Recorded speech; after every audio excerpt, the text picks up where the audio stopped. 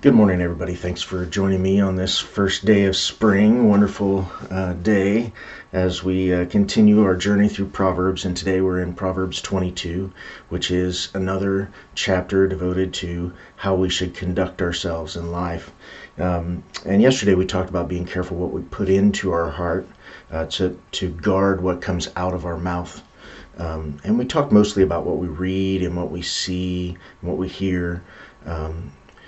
But I want to kind of continue along that same theme today, but with people.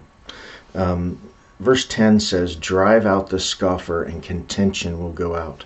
Even strife and dishonor will cease." Some translations say quarreling and abuse will cease. And you've all been around that person who is the one who causes all the arguments amongst friends. You've been around that person who is all about causing some kind of contention. What this verse is saying is that you need to keep that person at arm's length to avoid that contention. Now, what I won't say is that we should surround ourselves with a homogenous group of people who all believe the exact same thing that we do. I think that we can strengthen our beliefs by being around people who don't necessarily believe the same thing as us. Now, that said, the foundation of what we believe has to be the truth of the Word. Not culture, not popular opinion, not anything else, but the truth of the Word. That is where we should draw all of our beliefs from. And what's troublesome is that sometimes what's in the Word is uncomfortable when compared to commonplace cultural belief right now. What I'll tell you is that if you stand on the truth, as uncomfortable as it may be, you will be rewarded in the end.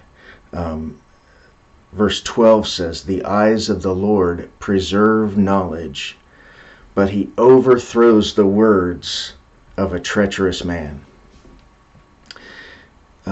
If something is contentious, if someone is contentious, keep them at arm's length. If there's something contentious that is in your conversation, stand on the truth, because the Lord preserves knowledge. It is the same today as it was 10 years ago, as it was 100, 1,000 years ago. It is the same. It is the Word, it is true, and it is lasting. And the things of today, the cultural values of now, will be overthrown. None of those are eternal and lasting like the Word of truth. So I would just encourage you today to look around and see who that person is that's always causing the strife or the contention or the quarreling amongst friends. And just keep that person at arm's length. And then I would also encourage you to stand on the truth, even on the most controversial or contentious issues. Remain in the truth of the Word, and you will be preserved. Knowledge begins there for us. Would you pray with me? Father, thank you for your Word, and that we can trust it as the source of truth. Help us to see the people in our lives that we need to keep at arm's length, and just help us to be the people that you would have us be in our relationships. Amen.